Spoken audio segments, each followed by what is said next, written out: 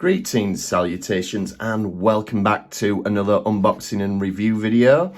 I'm Captain Jim, and this time we've got the new McFarlane DC Superpowers Superman figure. Now, this one, obviously, it's another one of these retro ones where they're trying to make it look like the toys you bought as a kid, and they're tricking you into buying them again. And yep, I've done it. I bought it. Well, actually, my wife bought this for me. But this one's really special to me. The reason for that is this was one of the few toys I had to have twice as a kid. I say had to have, I realise there's a degree of privilege there talking, you know, I was very lucky in terms of what toys and whatnot I could have as a kid. But I loved Superman so much. I was such a fan of the Christopher Reeve films.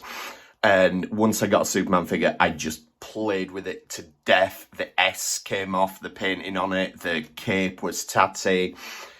So I ended up with two of them. So this was one of my favourite toys as a kid. So I had to get the remake of it. As you can see, it's new for 22. So let's see how it stacks up. So first of all, the packaging, I'll be honest, my memories of them are not that great. But to me, this looks pretty much how they looked back in the day.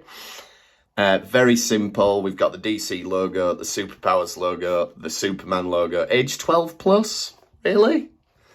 I think, you know, and I definitely was not 12 when I had this, and I don't see many modern 12-year-olds being all over this toy, personally. But we'll get into the reasons why. Lovely old artwork there. And then on the back, we've got the collection. So you can get Superman, you can get Darkseid, you can get Batman.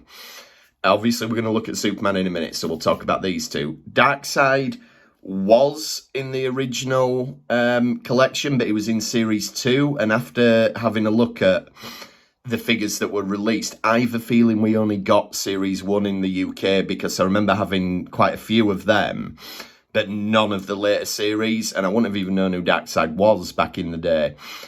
So I suspect we didn't get that. Batman, if I do get a Batman, we'll do a full review, but just initial thoughts on that, it's very different to how it was in the retro line. It had the old yellow logo to kind of match the comics at the time, but also it we're trying to channel Adam West, really, whereas this one seems to be more based on the comics. The Batwing, clearly, the design is evoking the 89 film. I don't believe they did a Batwing in the original line. I know they did a Batmobile, though, again, that one never seemed to turn up in the UK, really. Then you've got the Supermobile. Now, they definitely did do that in the old line, but the design was completely revamped. Like, they got rid of the fists that were punching, and they had like a little battering ram thing at the front, and the whole design was much more sleek and almost like an eagle sort of thing. So they've brought that back, but they've made it more comic accurate. Then we've got this blurb telling us all about Superman. He's virtually invulnerable. He's got powers, super strength, super speed, and flight. He also has enhanced senses, including heat vision, X-ray vision, super hearing, and super breath. And then we've got that in other languages as well.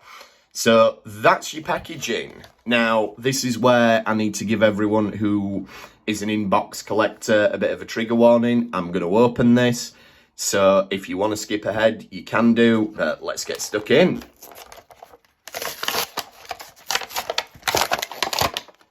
And here we have him. Oh, look at that. They've put a little thing right through his cape, which has made a hole in the cape. Come on, McFarlane. That's not good. That is not good at all. And that is the only tag they've put on this whole thing. So that just seems weirdly excessive. Now, don't do this at home. I'm going to bite this off because I forgot my scissors. Right, so we've freed Superman. That is really bad that they've done that with the cape. And I am not impressed with that whatsoever. His cape's come off. So, okay, you can't take the cape out in one go. Oh dear, look at that. I mean, why? Why have they done that? This is definitely getting a definite bad mark there. Stitching there, looks like it's coming away, but I don't think it is. I think that's just the way they've knotted it. It looks actually like it's been hand stitched, which is nice. So, you know, you got to feel bad for like the people, oh, we'll pay it hand stitched, probably paying peanuts, let's be honest, but they pay people to hand stitch it and then they go, yeah, then we're just going to whack a thing through. Look at that. Anyway, so we've got something in there, a little bit of wire, I think, just to make it so it'll clip onto his neck. Let's have a look at Superman himself then. So, he's got neck articulation. Now, these actually say 5 points of articulation, but I think we've got more than that. So we've got one, we've got his neck. He goes all the way through. We've got his hands. We'll talk about them a little bit more in a minute. Yeah, we just got an arm one there. We don't have any elbow articulation. Then we've got legs, upper legs. There's the super ass. That's America's ass or Krypton's ass. Yeah, you can... Good articulation on the legs. You can make him do silly poses. And then we've got the knees as well. That's a good joint on the knee. That's very, very stiff, very good in a good way. That's not going to break anytime soon. So you've got 1, 2, 3, 4, 5, 6. You've got 7 points of articulation, not 6. So we got more than we bargained for there. And let's put his cape on. Yes, not the big chicken. Put the cape on. Never mind. Agriculture joke for you there. So let's have a look at him. We've got the kiss curl, which I think is brilliant. We've got the blue eyes.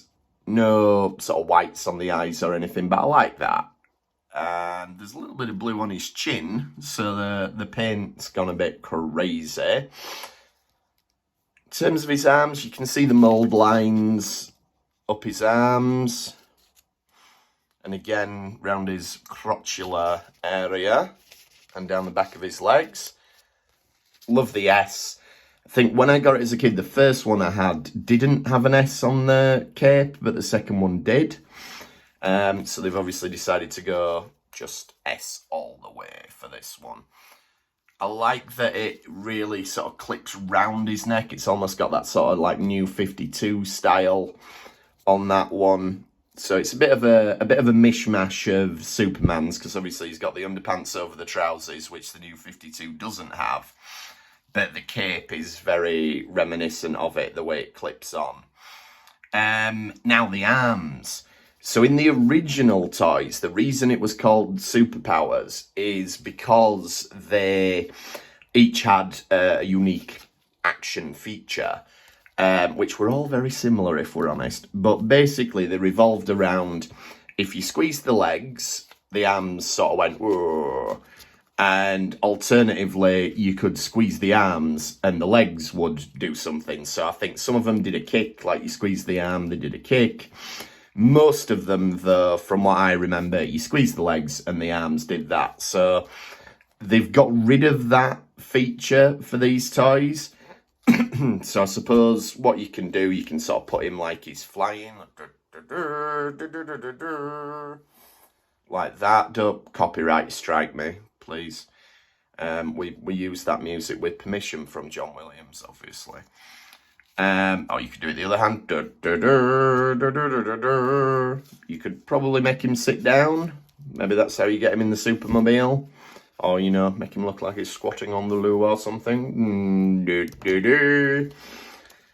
So, in terms of a review then, from a nostalgia point of view, for me, there's no holes in his feet. So, posing, you'll either have to get one of them stands that sort of hooks the feet on. Actually, he stands pretty well, so, or just stand him like that. So that's not really an issue. So from someone like myself who had these toys as a kid and is buying them for nostalgia, it does tick most of the boxes. We've discussed the hole in the cape. Not a fan of that, but let's be honest, you're going to have him displayed sort of facing forwards, so that's not going to be an issue. It does remind me of it. It gives me like the retro feels. You know, I feel like this is one of my old toys. In terms of like playability and things like that, I think for a little kid, it'd be great. You know, it's sturdy. It's not going to break, I don't think. You get just enough movement to have a bit of fun with it. I mean, I played with these for hours, you know, back in day, but then I did have the hand movement. So I'm not quite sure where they're pitching these. Is it solely for people like myself who want the nostalgia hit and want to put one on the shelves? Is it for younger kids? Because it is a slightly lower price point than you might see, like compared to, say, the Marvel Legends, for example. These are about £10 cheaper. This was £13. And I got this at retail from an entertainer shop in England. So it looks like they're going to be fairly readily available. But then the first wave is only 3 figures and 2 vehicles. So it's not... You're not going to get the kids coming back week after week after week or month after month trying to collect them all, because there's not that many to collect. So it does seem a little bit weirdly positioned in terms of who they're aiming them at. And I'm not sure, as a result, how much legs this line will have. So for nostalgia, absolutely. If you want to display one of these, £13. It's not going to be the most detailed toy on your shelf, but if what you're wanting is it to remind you of the one you had when you were a kid, it does the job admirably. So I would recommend it for that. Play value, I would say younger kids will probably get a kick out of it, but it's a weird sort of line to straddle, is those between those two demographics that they might be looking at. There's clearly a lot of love and care for the originals gone into it, apart from the whole. So from my perspective, I would recommend it. I'm not sure these are going to sell like hotcakes, but I'd be absolutely happy to prove me wrong. I'd love to see what they're going to release further down the line. The next wave is interesting. We're getting the Flash, the classic Barry Allen Flash. We're getting the Green Lantern, but it's the Jon Stewart Green Lantern. So they're maybe trying to catch the sort of Justice League Unlimited audience, the cartoon. Maybe that's what they're going for there. It's in the originals, it was the Hal Jordan. And then the Batman Who Laughs, which is a fairly modern, very dark villain. So I'm not sure the kids are going to love that one. And it's also a fairly deep cut comic book reference. So yeah, they're doing some interesting things with this line. But for now, I'm more than happy with Superman. And we'll see if we collect any more of these in the future. But for now, remember, just play with your toys. Get them out of the box. I'll see you next time. Bye-bye.